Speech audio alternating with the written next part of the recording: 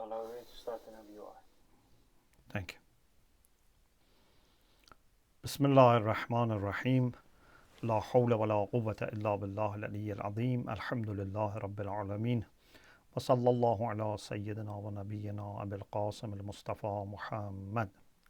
اللهم صل على محمد وآل محمد. وآله الطيبين الطاهرين لا سيما بقية الله في الأراضين عجل الله تعالى فرجه الشريف. اللهم أخرجني من ظلمات الوهم وأكرمني بنور الفهم. اللهم افتح علينا أبواب رحمتك وانشر علينا خزائن علومك برحمتك يا أرحم الراحمين.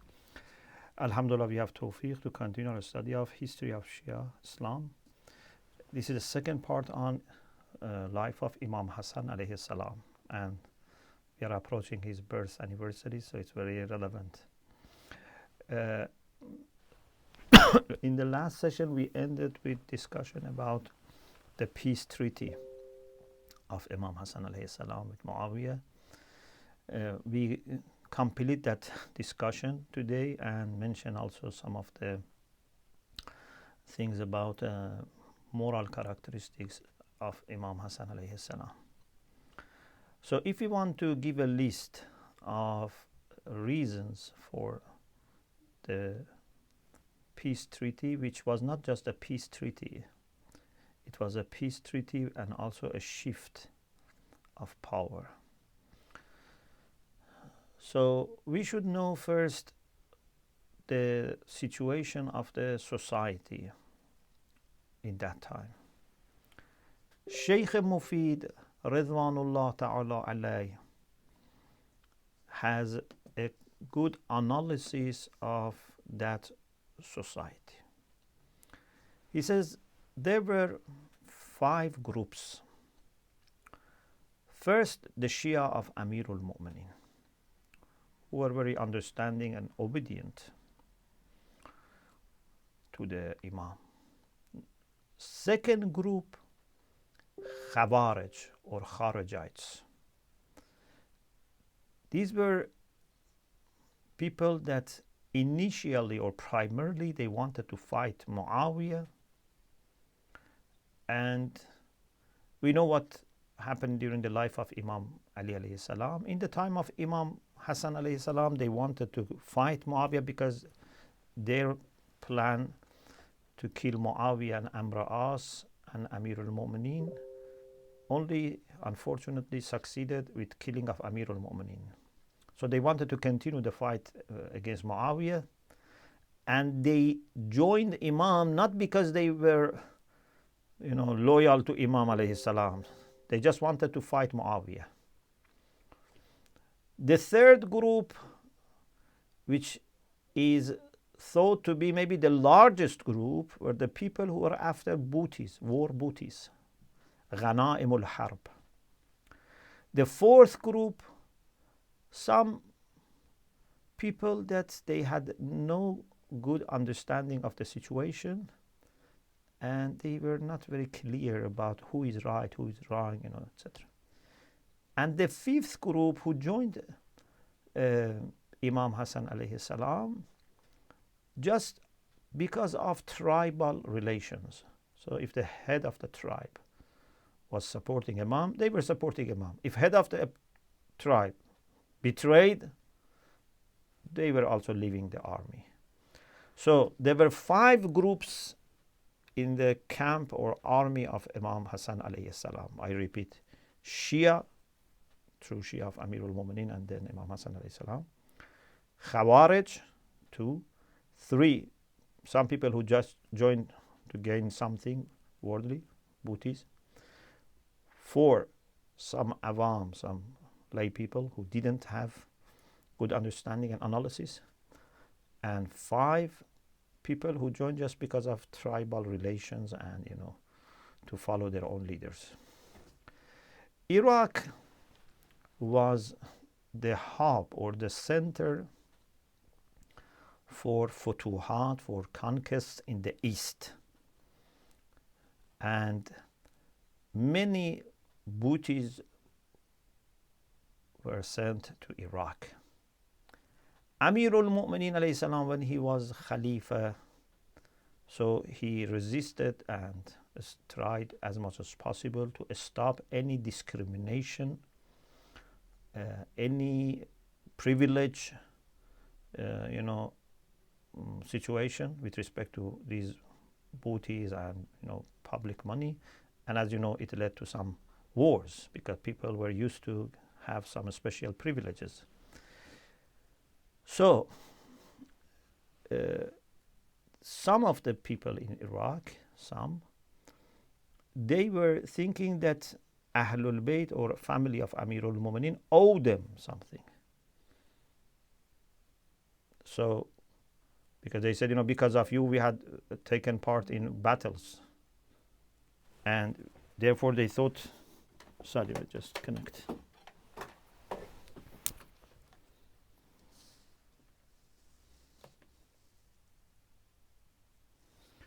They thought family of Imam alayhi salam owe him. And they wanted to gain now something back, what they had lost in, battles during the life of Amirul Mu'minin alayhi salam. But they were not also happy to sacrifice. So one factor that we have to bear in mind is that we are not dealing with a very homogeneous camp, number one. Number two, plots of Muawiyah. Especially we highlight two things. Bribing commanders, anyone who had, role of commanding and, having people behind. Muawiyah tried, he didn't always succeed, but many times, unfortunately, he succeeded to attract them and attract people who are behind them and also affect the morale of the remaining people. Plus, the second plot of Muawiyah was to spread rumors inside the camp of Imam Hasan alayhi salam. And these rumors also were affecting the morals of people. For example, like saying, as we said before, Imam has accepted, peace treaty, even at the time that he had not accepted, etc. Another thing is that there was a fear of dominance of Khawarij. And many people were also afraid of this, that Khawarij may take over Kufa. Now, let's go into the contents of the peace treaty. The peace treaty was agreed on in the year 41 after Hijrah. 41 after Hijrah. Shortly after the demise of Amirul Mu'minin. And as you know, Imam Hasan alayhi salam was alive about 10 years after that, during the time of Muawiyah. Imam Hussein alayhi salam was also about 10 years during the time of Muawiyah. So both of our Imams spent about 10 years with Muawiyah, and both of them were committed to this agreement, although Muawiyah was not committed. And then when Yazid took over, the things changed. So Karbala was in year 61, so 20 years later.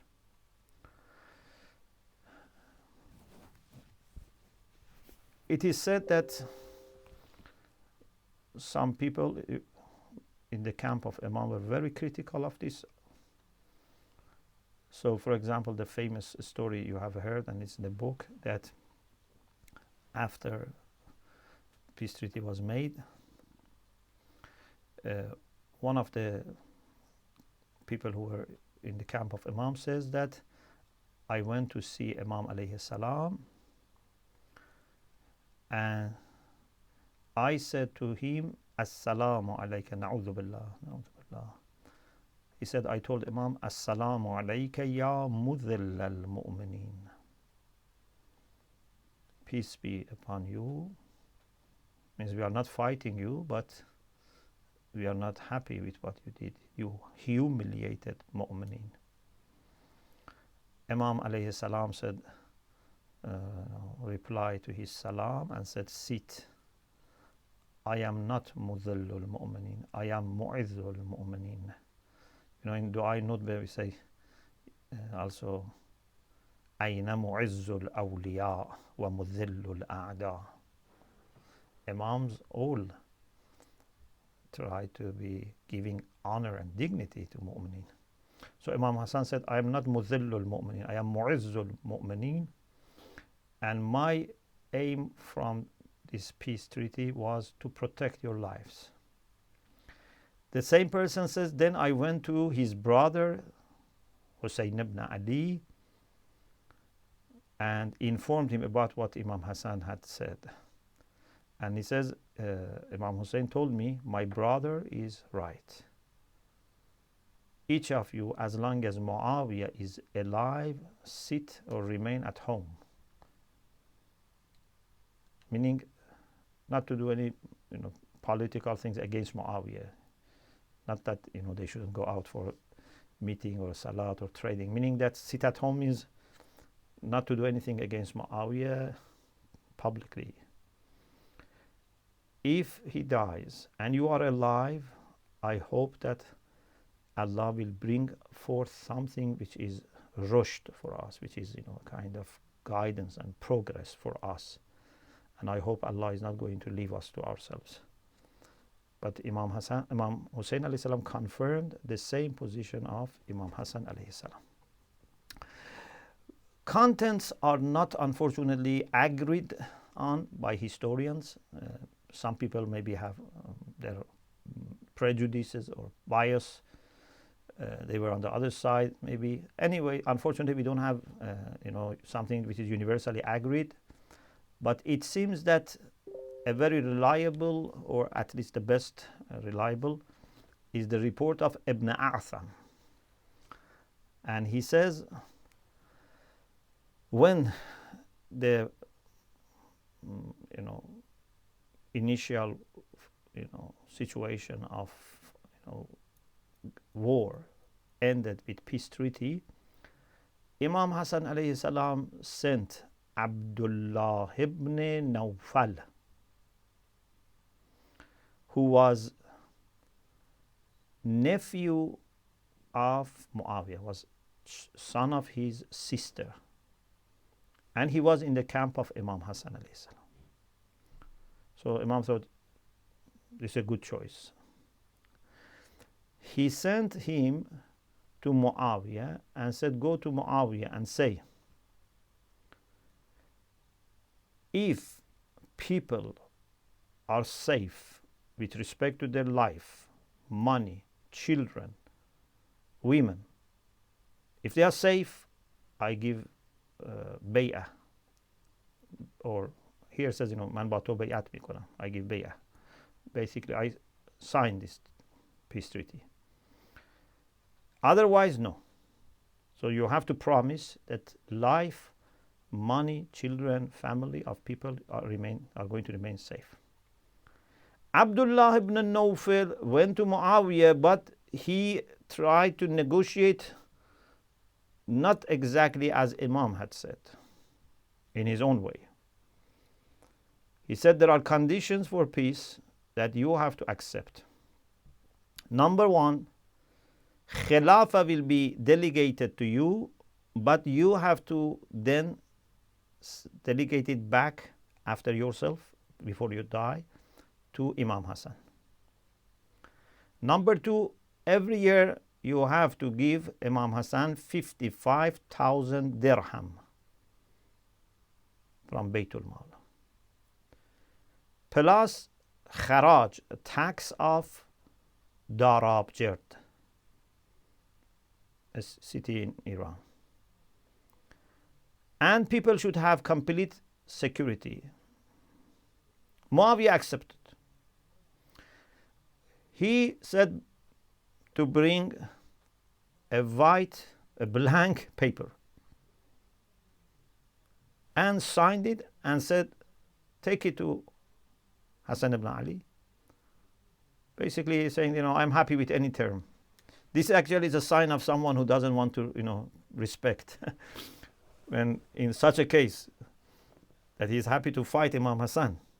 He sends, a blank paper.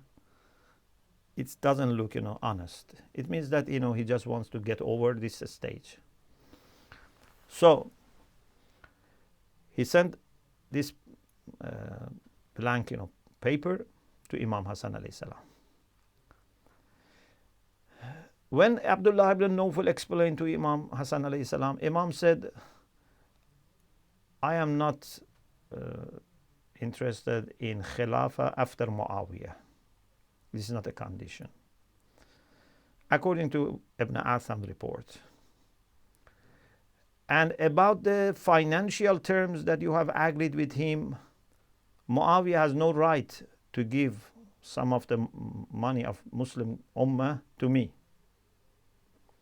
And Imam asked his own katib, his own, like secretary or someone who writes, to come and dictated these terms.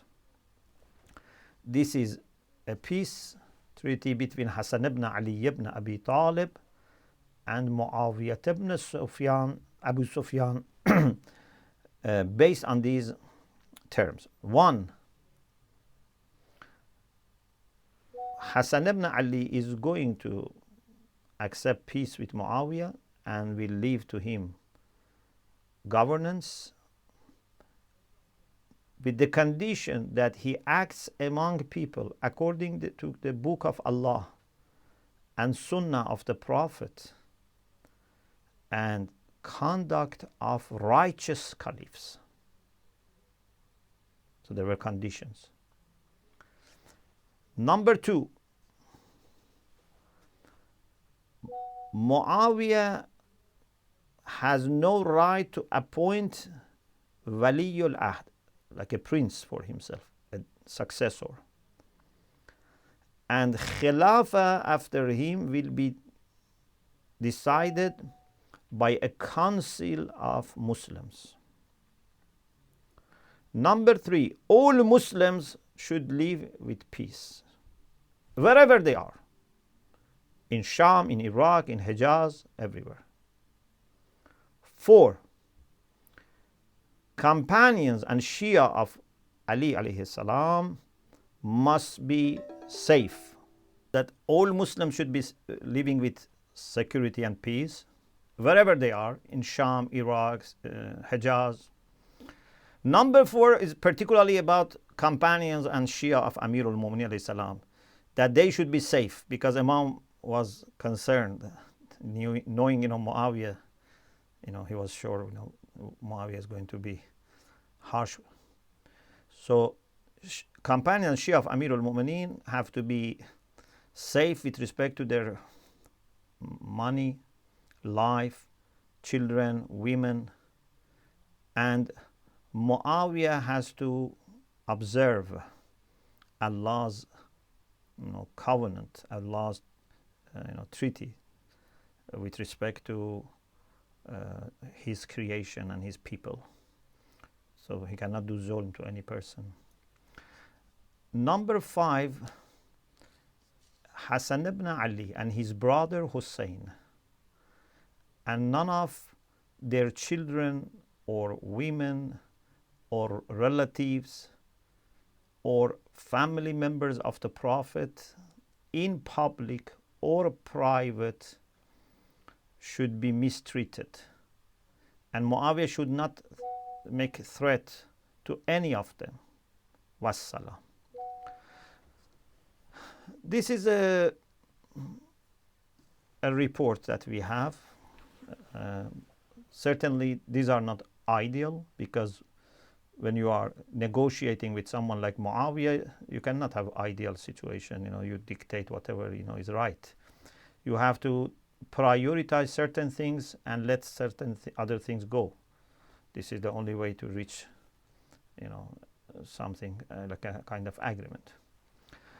Muawiyah, after peace treaty was, signed, then after some time he went to Kufa. In Kufa, he said, I accepted these conditions in order to extinguish the fire of fitna and in order to bring reconciliation. Now I put all of them under my feet.